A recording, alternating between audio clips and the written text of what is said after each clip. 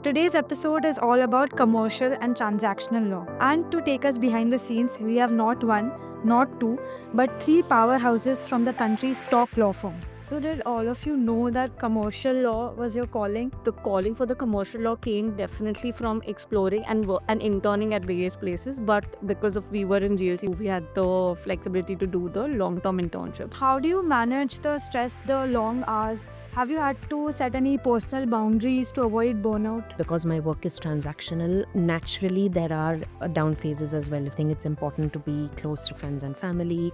It is important to have your roots settled. It's very easy to get caught up in the kind of work that we do. So, is there something people often misunderstand about commercial or transactional law? It's not as glamorous as it looks, right? At times it is glamorous. You put on a suit, you go for a business meeting, have a business dinner. It is glamorous, but nobody knows what goes on behind the scenes. Hello and welcome to GLC Law and Lore, a podcast where we talk to eminent legal luminaries from Government Law College, Mumbai, get to know a little bit about their journeys, but more about them as people beyond the suits and heels. Today's episode is all about commercial and transactional law, the deals, the diligence, and the drama. And to take us behind the scenes, we have not one, not two, but three powerhouses from the country's top law firms. It's a distinct privilege to be joined by Miss Natali Nanda, Principal Associate at Shardul Amarchand Mangaldas, who took the business and commerce route before law lured her in. Among the many investments she has advised on includes Cora's investment in Zomato. Clearly, numbers and negotiations were always in her destiny. We also have with us Ms. Vitali Patil, Principal Associate at Khaitan & Co., who has varied experience spanning mergers and acquisitions, private equity, and more.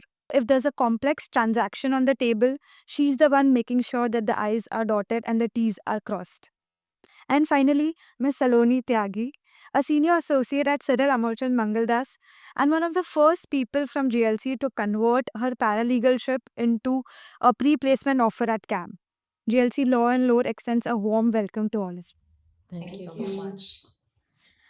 So to break the ice, to get things started, let's talk about something all of us have in common here, Government Law College, Mumbai. How would you describe your time and experience at GLC?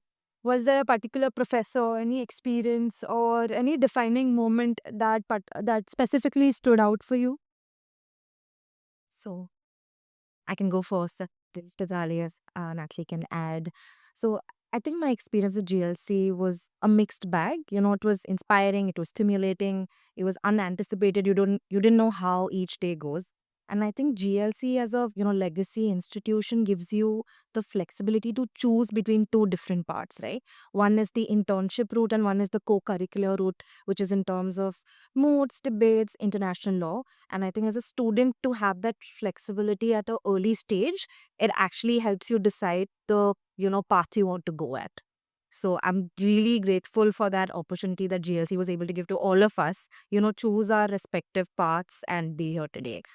Correct. See, for me, GLC, I had like a wonderful time in GLC. For me, I was not from Bombay, so it was GLC plus Bombay, which added up to what I am today, I personally feel.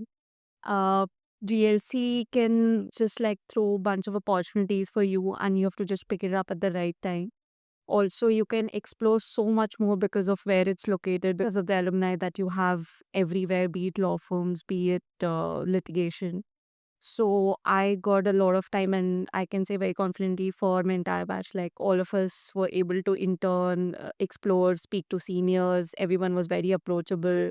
We had the flexibility, as Saloni mentioned, that there were moods, there were MUNs. So we also got a lot of chance to also work on our personalities, shape ourselves into what we want to become, and also explore a bunch of opportunities, not only limiting ourselves because of because of the college that we had. We could see at a very early age, start as a paralegal, see if you want to do corporate, if you want to do litigation.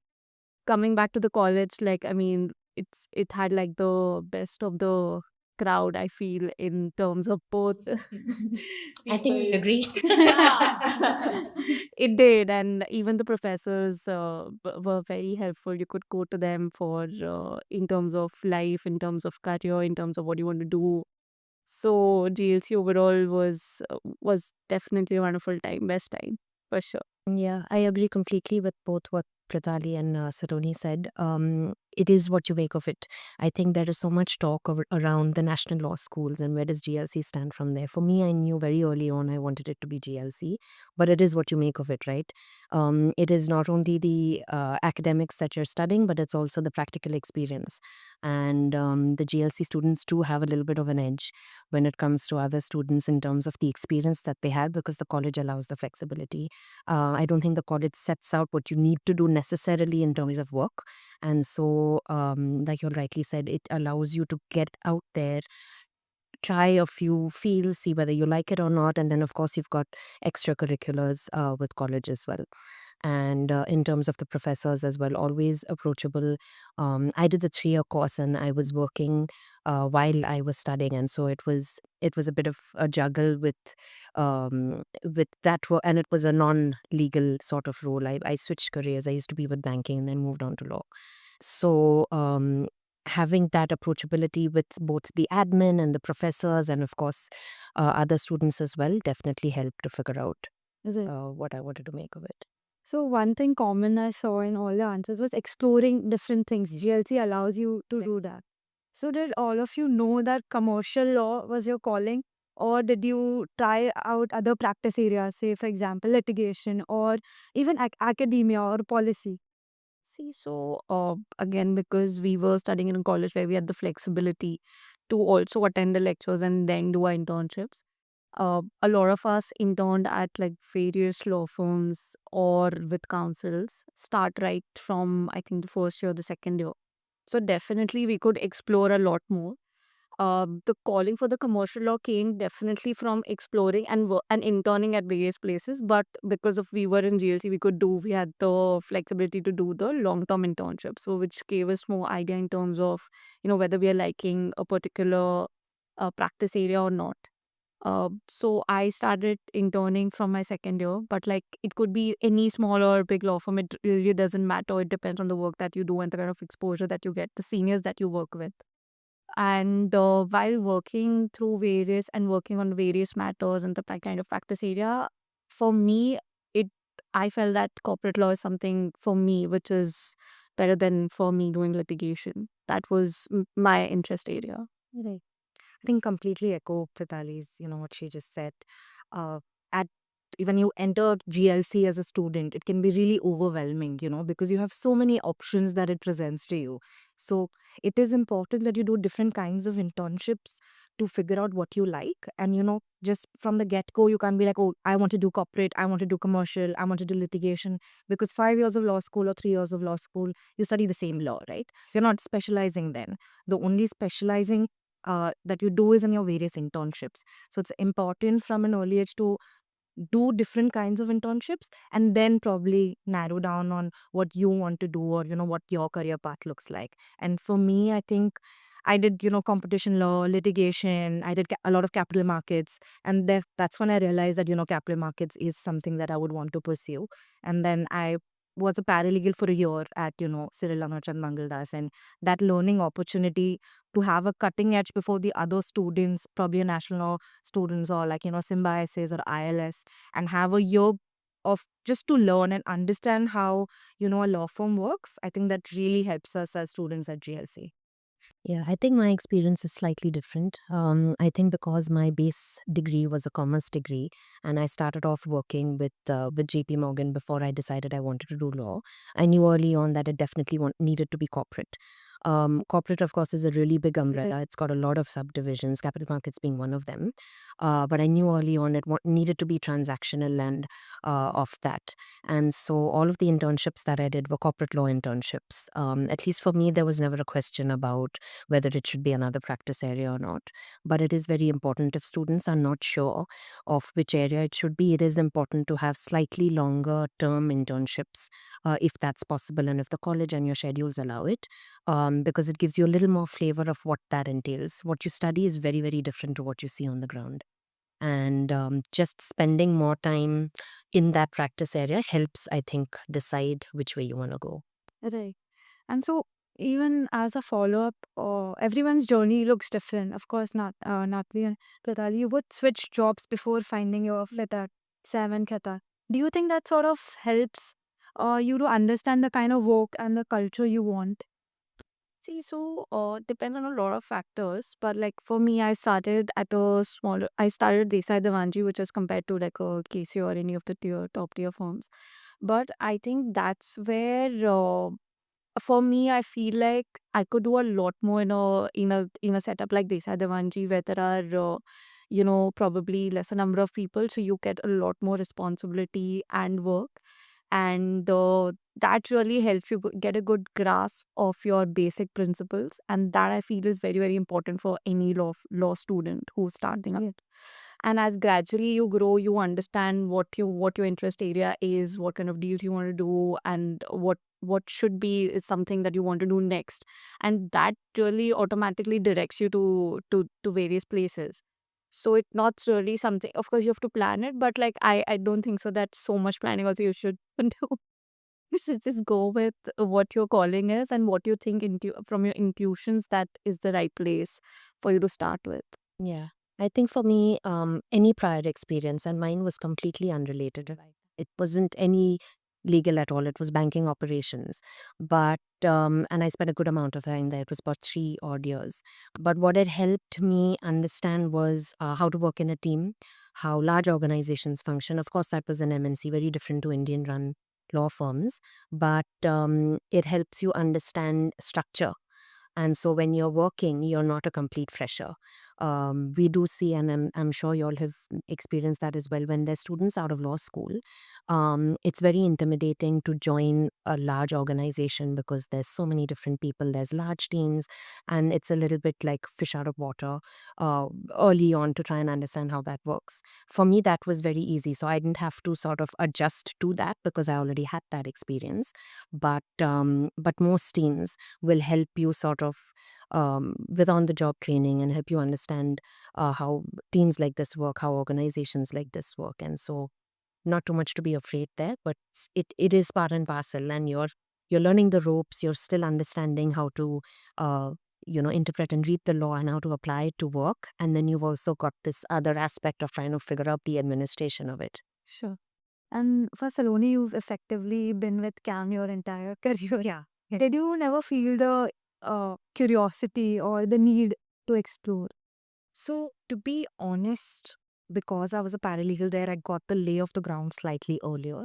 And I think I worked with such amazing people, and I got to learn so much from them that I thought this is the best place for me to be. And now, I mean, I've been there for so long, it feels like home. You know, it's difficult to say that this is professional, this is personal, because now those colleagues are also friends, right? They have their colleagues turn into friends, and now we have those relationships going forward, no matter how where we end up going, but they're going to remain friends. So I don't think I've had that thought yet, but we'll. Sure. And Vedadi, you talk about working at the Sai Devanji. I mean, comparatively, I would say a smaller firm, Setup, yes. smaller setup. And there's this perception, I would say, that you get to learn more at such firms, like you get more client interaction, more exposure. Do you think there's some truth to it, or is it just a myth? So you mean to say like in smaller firms you get a Yeah. lot more? Yeah. That to some extent I agree, at least from my experience I can say. See, but again it totally depends on the probably the team that you're working with, the set of people that you're working with. But I definitely feel, because I also started with a smaller law firm and I see it how it is for a fresher in tier one law firms. But probably Saloni may have like a different experience from people, but it's very person specific and team specific. Yeah. But for me, I can definitely say that starting at a smaller law firm and doing the kind of work that I did as just as right out, fresher, somebody who's right out of college, has built a lot of confidence, because you are just like told to do something and you figure it out, and that's you also learn on the go. which is the best form of learning. You study all the academics in the college, but you have to apply it, and that only happens once you start working. And probably because of how the some of the forms are placed, it's just how in terms of trajectory, how it's placed for the students. Probably in a smaller setup, that would be something which all has to be figured by one person. So there's definitely a difference in terms of the exposure to the work. But again, I would say in tier ones also, in if you're with a certain set of partners or or the team, you will definitely get exposure. I think, I mean, smaller firms, larger firms, all of these are experiences, right? Experiences are what you make of them. So it depends on you as an individual, if you whether you want to go towards a niche practice area, whether you want an exposure of a clientele of a tier one firm. I think if you know what you want, you will be able to perform as well as in a smaller law firm or a bigger law firm. So you need to know probably how you want to figure out your first few years of your life. I'm sure smaller firms, larger firms, you can learn at both. And learning is, of course, maybe at a different pace. And you need to understand what your pace is, right? It doesn't have to be lesser learning at a place and more learning at a place. It depends on an individual. So, for the next question, this is something personal that's been on my mind, I would say, our entire team. We are in our final year now. We are juggling internships, placements, LLM opportunities, everything. And sometimes it feels like too much. Yeah. But Totally I'm, relatable. but I'm sure this kind of stress is not occasional for you because the stakes are higher, the deadlines are tighter. Yeah. So then how do you manage the stress, the long hours? Have you had to set any personal boundaries to avoid burnout? It's hard, definitely, and it's also hard to set those boundaries. I think when you start earlier on, especially if you're very passionate about what you do, it's sometimes hard to say no. Even if you want to, there's always something pulling you back saying, but I want this experience. I want to work on this deal and I want to do it. It's very difficult, but I am seeing that change now. I think with the focus on mental health and with the focus on avoiding burnout and stress and anxiety and all of that, especially in a profession like ours, I think a lot more people are talking about it. And I am seeing a change in how people react to maybe additional work on the weekend, work on time off, and all of that. People are a lot more conscious now. I wasn't, but you learn through it as well, right? When you're thrown into something and when there's so much going on, you end up not learning a lot. You do end up learning a lot more, but you're also learning how to juggle all of it. Right. And so there's that experience of learning it as well. And now on the other side, you're looking at how there's another way to do it as well. There is no one right way or one right answer. But for me personally, I think it is important to take time off. My work is transactional. Naturally, there are down phases as well. If you finished a large matter, and our team focuses on that sort of time off as well. And so, my partner in charge is very sort of mindful of somebody having time off after they've been a few months on a transaction. That's important. I be close to friends and family. It is important to have your roots settled. It's very easy to get caught up in the kind of work that we do, and so it's important to stay grounded, and just have other interests outside of work. I think that always helps. I think what you're doing is great. It'll help you focus on studying and of course focusing on placements and all of that. But having experiences like this help you think clearly. You're not sort of focused on only one thing all the time. So I think it's just a mix and match of what you like doing and also it is a job at the end of the day, like a lot of people say. But because it's so personal, it's very hard to remove yourself from. Yeah. I think just to add, I mean, at the early stage, I understand, it's very difficult to create those boundaries because you're at a junior level. So, you can't say no to work. You have to be available if there's work. But like, Natalie rightly pointed out, people have become much, much more conscious now about taking time off. And I think it's very important to do something other than work, right? Like play a sport. Like even if it's as simple as going out with your friends, if that makes you happy, or join a class, go to the gym, just take out that 1 hour or 2 hours if not 2. Okay, 2 is pushing it. But 1 hour. In 2 days, every alternate day, if you can do something other than work, I think that just helps you relax, take your mind off work, and also gets you back to the grind much sooner and much faster, right? You can actually then focus because your mind is at rest. You're not always working, and you've given enough time to come back. Yeah, and without realizing it, when you make time for yourself, it just makes a difference somehow. It's unconsciously that happens, and you feel sort of refreshed and refocused on what you're doing. Correct. Yeah, I completely agree. See, burnout in our profession, I feel like in corporate is real. It's not something we can run away with. We have all had at some point. But the starting years of any profession, and I can confidently say for like our profession, definitely can be uh very intense and can lead to a burnout. But it's okay after a certain point. You yourself realize that this you have to start taking breaks. Breaks are really important. Get the time off because you also realize that this profession is going to be there for a long time. It's just you have to sustain this profession for long, and therefore you can't just like go for a quick one, like a quick 5 years, and then completely do a shutdown of it. So if you want to do it long term, I definitely feel that you have to find more sustainable ways of doing it. Definitely, the long hours are not going anywhere. So It's here to stay. So, is there something people often misunderstand about commercial or transactional law? Maybe something that you yourself didn't expect when you first started?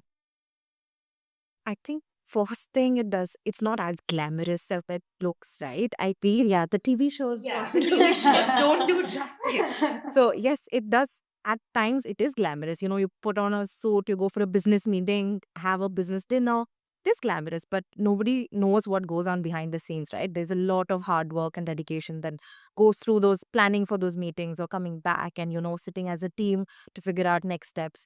So, just don't believe what's on the TV show. Like, there's a lot of hard work that lawyers have to put through to be where they are and, in different fields. And I think it's just very, very important um, for students to know that, you're getting into a profession which requires a lot of work to do.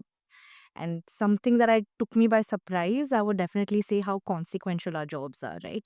Because there are clientels are, I mean, all of us are from, tier one law firms. So you are actually setting precedents, there might be an impact on a particular sector. If you're doing a transaction, you take a call, this is the interpretation of law and you go with it. It actually is setting precedents. So that was something that took me by surprise to realize, we're making a change.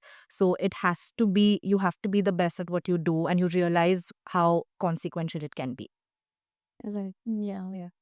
I think when you start off, you do not know what you're entering into, right? It's unknown. It's you don't know what it is. The people, the work, the hours, the expectations. So I would say that just go at it. It do not keep a lot of expectations in terms of if I do it XYZ way, then it's gonna come out. There will be a lot of expectation mismatch. There may be a lot of disappointments. You may think that you have given everything, but it's not. Right. It's not coming out the way it is. But that's not how it is. It's just every day you have to work harder to keep doing better. And at no point will it be like, okay, now this is how it's gonna be, and it's gonna go like this. Every day you have to keep trying and only get better at it. And just if you think that okay, I'm done with one side of work, one side of deals, and like I get a hang of it. Some next day you will be put into something like okay, you're starting from zero again. So just don't keep a lot of expectations. I would say just keep going, keep a goal, but until you achieve that, whatever comes your way, you have to work on it and not get disappointed by it. Yeah, and I think that no two experiences are alike. So it's very Yeah. important to not have those preconceived notions. It is very different. What one person's experience may be with a particular team or a firm may not necessarily be your experience. It is very personal. How you react to situations is very different, and you'll only know that when you're put in that spot, right? It's law college does not train you for it.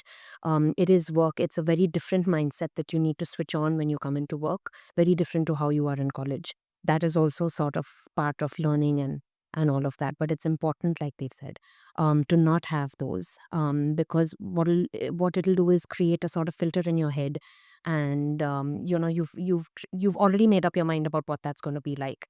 and more often than not, you will be surprised. You're in it for the long haul. You're in it for the long haul, and the only way to do it is through sort of go with it. But one thing that you do need to be, I think, intentional about is that you want this. Right. Because on difficult days, the long hours and all of that, sometimes you question whether you want to do this. But what I can say, and I'm sure that y'all will agree as well, it's fulfilling. At the end of the day, you feel like you've done something. You feel like you've made a contribution, and all of that hard work, it does pay off. It definitely is fulfilling. That I agree. That I agree. And you have to be sure of what you're doing, because otherwise you will not enjoy the process. So don't go because, like you see around everybody doing like, a particular practice area, particular law firms, with your batchmates, your peers, everyone probably must be doing that. But that should be your calling as well. Right. I sort of echo this, and another thing that I think people don't realize is how important it is to meet deadlines in our profession. I mean, of course, that's there for everyone, but I see my friends leaving office at 6 and sometimes I'm late and they say, just do it tomorrow.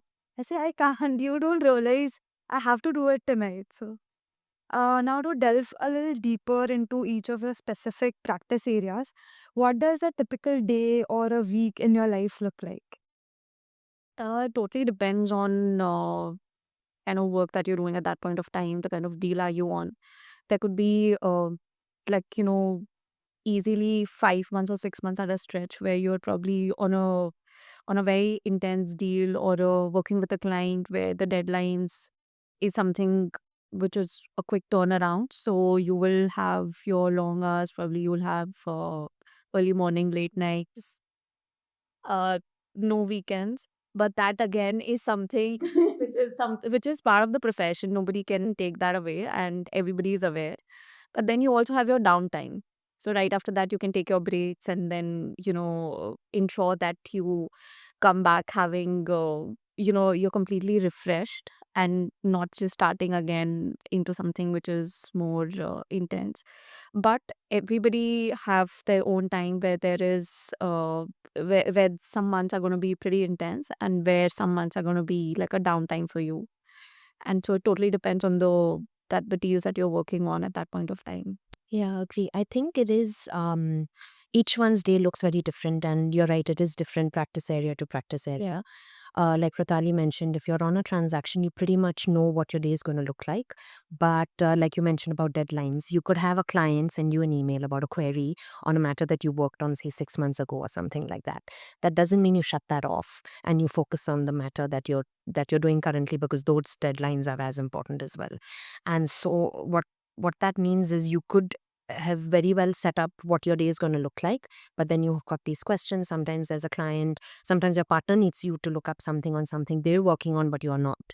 And it's all about managing it at the right time. And so as much as you may want to set up what your day looks like, you will have all of this. Yeah, it is a little uncertain to a certain extent, and it'll annoy your non-law friends because they don't know Yeah. whether or not can I see you tonight, can I not, should we be making this plan or not.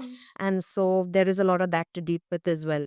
So it is difficult, but it is so unfortunately, yeah, there is no set time frame on what the day is going to look like. Times where we're carrying our laptops to wherever we want to go, because To we can't- weddings. to weddings, to like birthdays, Yeah. I mean family events. But I mean Yeah. that's how it is. I don't think anybody is doing that on purpose, but I think that's what comes with our job. And if you are responsible and you know what it takes to be where you are, you will take it seriously, and you will ensure that you wherever you are, you will make the work happen, right? And at least on the timelines thing that you mentioned, I work in capital markets, so we have stricter timelines because a lot of it is even regulatorily driven, right? So if stock exchanges or SEBI comes back and says this has to be done within these many days, we have to get it done within that many days. So I think the best way that at least we do it in our team at CAM, at capital markets, is we plan better. So at least the beginning of the week, we know that, these are the filings that we have to do. These are the meetings that we have to do. These are the calls that we have to do. And I think half the work gets done when you plan. And the execution, of course, if you have a good team, then that's taken care of as well. Yes, and also, I mean, because see it, sometimes it may come across that it's pretty intense, the hours maybe, or sometimes it's the work, but you will definitely enjoy the process of it. and sometimes it may look very hard, and you're like, how are you gonna come out of it? But once you're out of it, you definitely feel that it's rewarding, and you really enjoy what you do. So it will not feel that okay, you are not able to be somewhere or do something or take your day off at a certain point of time. So just don't think of it as if that you're just compromising on your life. It's you are doing what you like. Yeah. And I think to have the right set of people around you, right? Like your colleagues, right? I think just communicating with them, and half the time it's just we're taking stress without even telling our team members that we're stressed. Yeah. Right. So that's not helpful to the person or to the team. I think it makes so much difference with the kind of people you work, because half of the stress is just taken off your plate if you just speak to them. Yeah. Right. And some of them are older than you. They can talk out of experience and help you. So I think that is something that like young lawyers should definitely keep in mind. And now I know that these days there are more mental health issues, and people are scared to get into this profession and stuff. But what I would advise is just be open minded and communicate, because I don't think even at tier 1 law firms you can't raise your voice, or be like, oh, I will not do this work, will they judge me? I think it's just to have that open mind and have that communication with your partner, with your peers and your colleagues, and you will figure out a way out of it. Yeah, I agree. And that's the essence of teamwork as well, right? You're meant to work together, and because of the kind of work that we do, it's very important to trust and get along with the people that you're working with, because they are relying on you to do something, do it correctly, and do it right. And it is important to have open dialogue. If something's bothering you, sometimes you can't help it because of the hours we keep. Personal life does pour into professional and the other way around. And the only way to manage that is through communication. Right. So for the last question for this segment, since this is also the first all-female episode that you are doing, First, I thought, is it for the women's? I think the timing of it is yeah, it's coincident. Do you think the industry has evolved in terms of gender inclusivity since you first started? I wouldn't say, I mean, I never thought it the way it is, but I definitely see a lot more questions coming on it nowadays. Right. And a bunch of law students have asked me this question, but I can totally say that it was not supposed to be ever like we have to include women as part of the gender inclusive or DNI, but it's always merit based. I have whichever firms I've been in, I've been in the teams which are majority women as compared to guys. So in my experience, I can definitely say that it has never been like it's inclusive. It's just totally performance and merit based. And if girls are performing as good as any other, like a male gender, then definitely they have a place. I've never felt that it's been other way around. Right. I think same. At least where I work at CAM, I think the strongest of leaders are women, and the fact that you have a panel of 3 women here, I don't see anybody else speaking about this, and we're 3 women coming from 3 different tier 1 law firms. Yeah.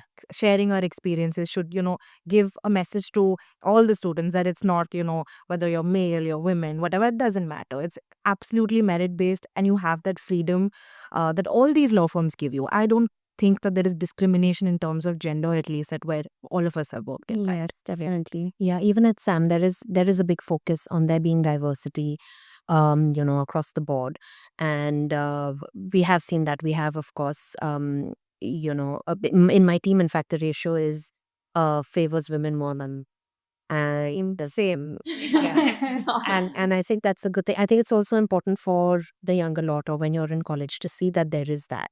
It's not. It was traditionally a male driven Yeah. profession, as unfortunately most professions are. But there is, of course, a change. There are women speaking up. There are amazing women lawyers out there. We do have a lot of women on our management as well, and that definitely makes a difference. Oh, sure. So for the next segment, we want to know your thoughts on some contemporary legal issues. We've seen transactions, deals, and client expectations evolve rapidly over the last few years, from regulatory changes to global economic shifts. Is there a recent legal or regulatory development that's been particularly challenging or interesting for your team to navigate? So recently, in terms of foreign investments which are coming in from, the entities outside India, there is a Press Note 3 circular, just BN3 circular. I am not sure if you have heard about it, but that's really great. It's some kind of nuances to it in terms of the deals that we do, in terms of understanding the deal dynamics. Because if the investments are coming from, like certain countries which are bordering India, then you definitely need the government approval for that. That really changed a lot of investment routes, the entities from which the investment should come from. Some of the countries were the like other countries where we actually get a lot of foreign investment. So that's kind of one, not a regulatory hurdle, but like a regulatory consideration for sure when you're doing a deal. And that did change a lot of dynamics in terms of the deals that we do, foreign investments that we do. So that was one change. Yeah, I agree with that completely. I think Pratali and I do similar kind of work, and Press Note 3 is everyone's topic. It came out in 2020, and we're in 25 and still talking about it. When it came out, of course, it was a geopolitical sort of intentional change that the government brought about. And it does warrant a lot of conversation, a lot of structuring, a lot of understanding why it exists, and of course, trying to work around it. But most of my work is cross border, and there are always foreign exchange considerations that you need to keep in mind. And while not too much has changed on that front apart from Press Note 3, there are a lot of nuances in the law which you need to account for when you are working on transactions. Yeah, and then it totally depends on the sector that the investment coming in. That there are various limits for how much is investment permitted, what kind of investments, and what kind of investments require, what kind of approval, the limits up to which you can do as investments. But those are very sector specific. Right. But this is something which this circular and this investment related approval is something which affects across all sectors. It's sector agnostic. So personally, a slightly different experience from both of them. I under capital markets, I currently work with InvITs and REITs. So that is completely a new product. The regulations came about in 2014, and InvITs and REITs came up slightly slower than other equity issuances. So not a lot of people know about it in the market. So now there is a lot of buzz around what InvITs are, what REITs are, and especially with the government focus on having more investment in the real estate and infrastructure sector, as well as the regulator has been, Securities Exchange Board of India, SEBI, has laid down a very, the regime that SEBI has laid out is very favorable for the investors to come and, get foreign money in India in infrastructure projects or real estate projects. So every day there is a new query that we are dealing with. So, I wouldn't say it's a chaos that's created. It's more stimulation, right? People want to know what it is. And because there's not as much investor awareness about it, I think even at CAM, we're trying to, we always try to write blogs. We always try to, create that sort of awareness what this product actually is. So, yeah. Yeah, and I think with SEBI, they're sort of a learning regulator as well. And so when there's new products like REITs and InvITs, I do some work on the FPI and FVCI front as well, and there were some circulars there. So what happens is SEBI is trying to implement strict measures, and they issue these circulars, they issue clarifications, and sometimes that does require a rejig at the client's end in terms of, on the FPI front at least, there was a circular that they issued in August 23, and in terms of disclosures. And because this is private wealth, and these are large funds from outside of India making investments in equity markets, it and disclosures, right? And these are limited partners invested in funds. Excuse me. This is confidential information and sensitive information. LPs don't want themselves to be sort of recognized and sort of identified with the regulator, right? Because norms in other countries are not necessarily the same as in India, but it is what it is. It is the law of the land, and if you want to invest in India, that's unfortunately that's just what you need to sort of meet. Right. Next, there is a lot of buzz around technology and artificial intelligence changing the way lawyers work, especially in document heavy, voluminous areas like transactional law. Do you think AI is enhancing the way lawyers work, or on a lighter note, do you think AI could ever fully replace lawyers? I hope that doesn't, because we would be out of a job if that happened. I mean, of course, it is creating disruption in the legal industry, right? With all these AI tools that we have, and even at CAM, we've signed up with a lot of AI tools. But of course, our profession is such that it requires a lot of attention to detail, right? So yes, it can assist us, of course, but I don't think it can replace lawyers, in my personal view, right? Because even if you're using an AI tool, a lawyer is supposed to sit and check what's happening. If you're taking out clauses from a contract and it's actually helping down that review process of 2 hours to suppose, you know, 30 seconds or 60 seconds, you still have to go through those changes to see that, these are all okay, all in shape, because you are answerable to a client at the end of the day. You will not be, you can't say that, oh, you know what, this is what an AI tool did and this is what I forwarded to you. So that attention to detail part, I think, is difficult to gap between AI tool and us lawyers. Right. Yeah. Yeah. It is a very big change. Sam has signed up on to use a lot of AI as well in terms of summarizing agreements. So it helps in voluminous work like due diligence, which is part and parcel of transactional work. It's definitely helping on that front. And we are seeing a lot more and a lot more nuanced AI across different aspects of the type of work that we do. But one thing that is then becoming very important is for very junior lawyers, what is then their value add? Because a lot of times, especially for transactional work, you will have when you have new associates join the firm, they would end up being staffed on that and doing similar to work to what these machines are doing. And so it's very important for junior lawyers to try and make a difference in what they're doing, try and bring something else to the table. Because if a machine is doing what you're doing, what is it Right. that you're bringing out there? And I think that's what we need to focus on. I'm not saying that colleges can sort of help students do that, but awareness of what's going on in the market, awareness of what you should be doing differently, I think are very important in today's day and age. Right. Yeah, I think so. AI can definitely help lawyers work better in terms of there's a lot of repetitive work, there's a lot of redundancy at times that probably we'll have to deal with. In that, AI may help us reduce the time. But in terms of replacement, I don't think so there's any immediate replacement which AI can do for the lawyers, because every deal that you do has new commercials, has new set of, is unique in its own way. So that's definitely which an AI will not be able to help with.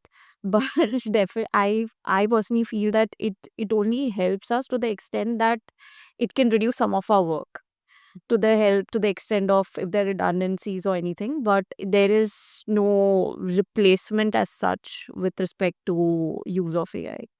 Right. So this was the second segment. Now to switch some gears, we have a fun rapid fire. I'll just explain the rules Yeah. briefly. Um, so the first person to raise the placard gets to answer. Okay. If you can't answer within the first 10 seconds, the chance passes to another person.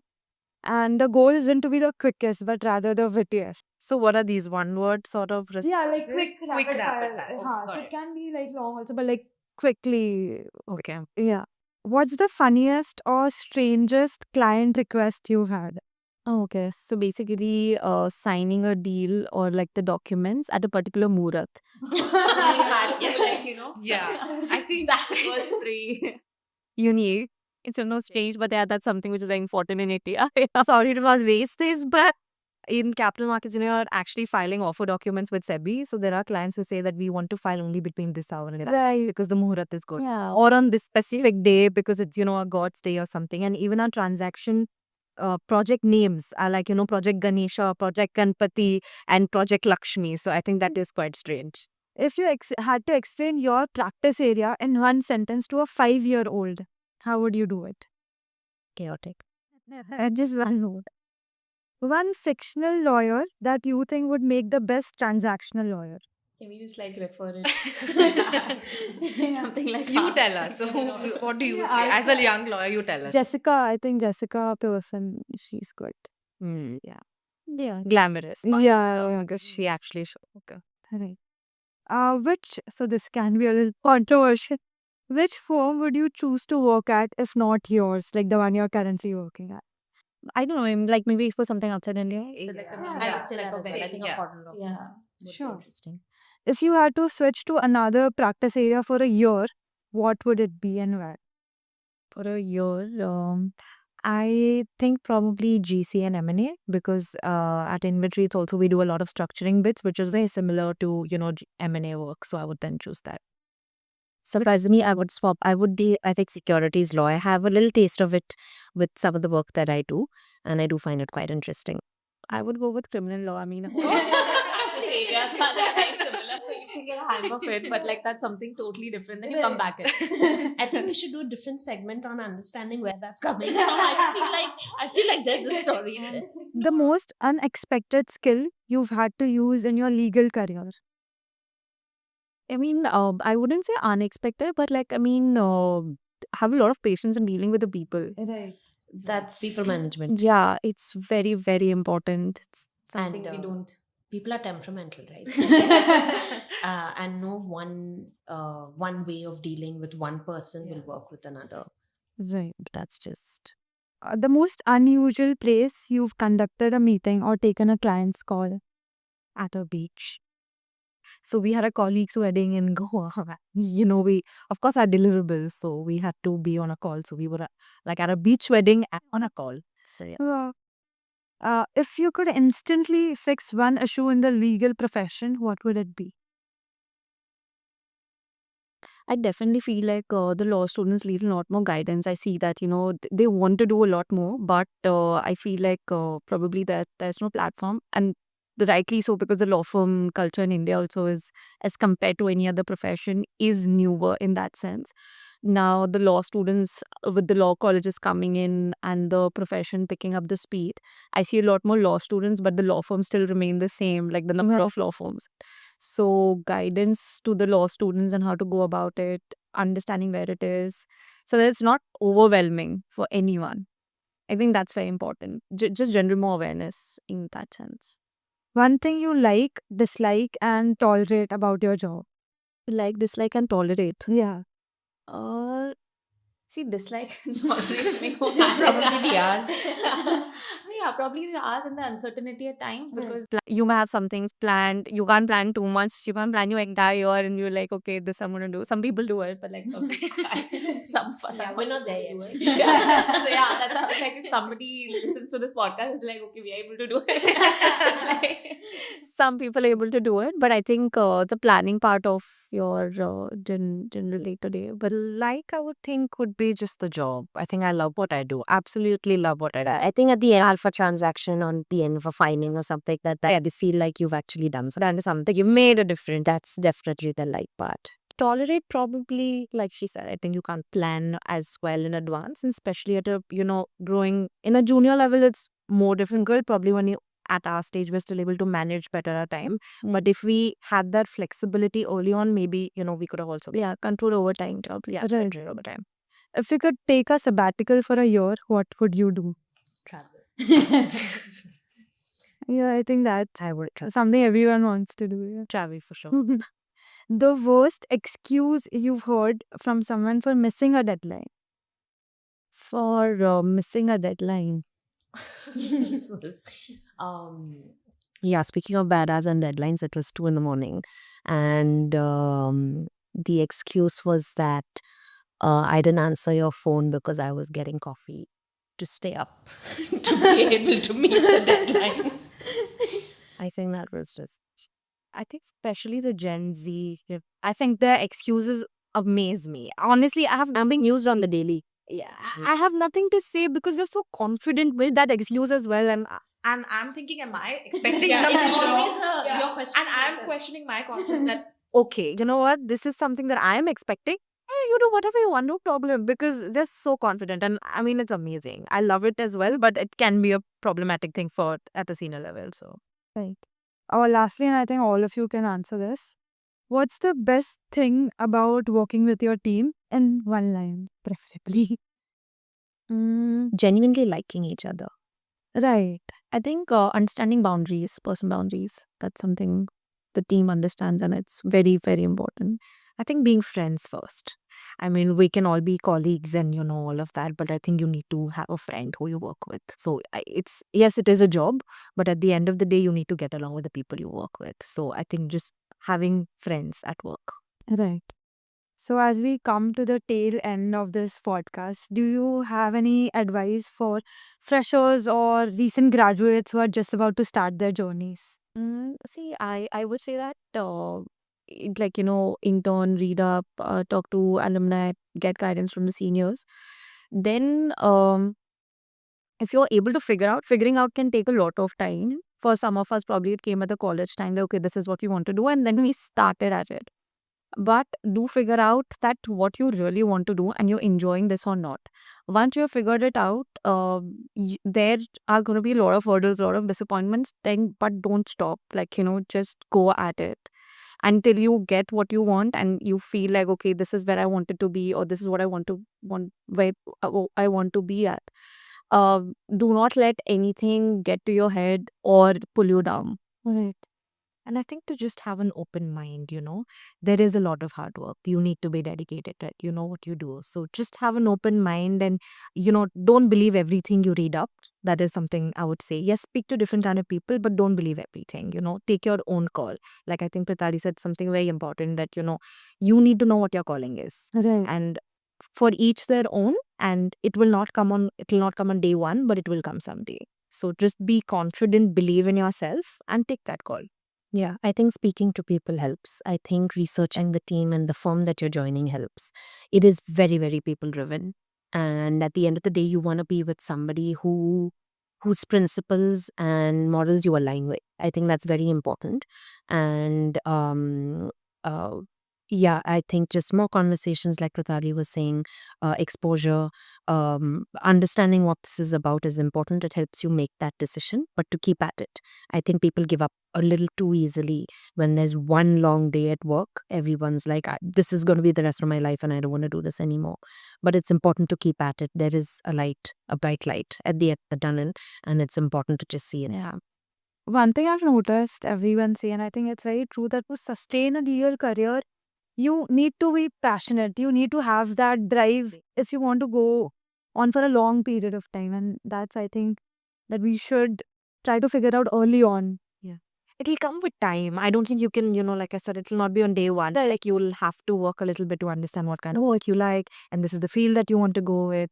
And it'll just give yourself time, I would say. Don't rush it, because even when you rush it, you would be like, I give it 10 days and now I'm just burnt out. That's not the kind of expectation that you should go with. You should, of course, put in your 100% and then take a call on what you want to do. Yeah, and I think one piece that's very important is that no experience is wasted.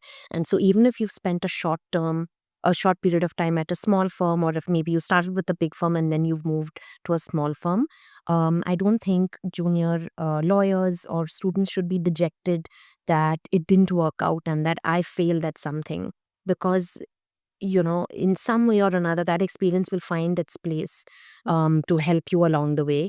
I can say that from the career switch from the smaller law firm I started with as well. And sometimes personal experiences also completely help with what you do. Right. Yeah. So I feel like everyone will figure out what they want to do once they know what has to be done. And don't think too much. Like, I know, just go for it. You figure out on the way. Thank you so much. Thank you for your time. This was really insightful. I hope it was as fun for you It was as interesting it was. Thank you for your time. Thank you everyone for watching. This is Dhun for GLC Law and Law. See you guys next time.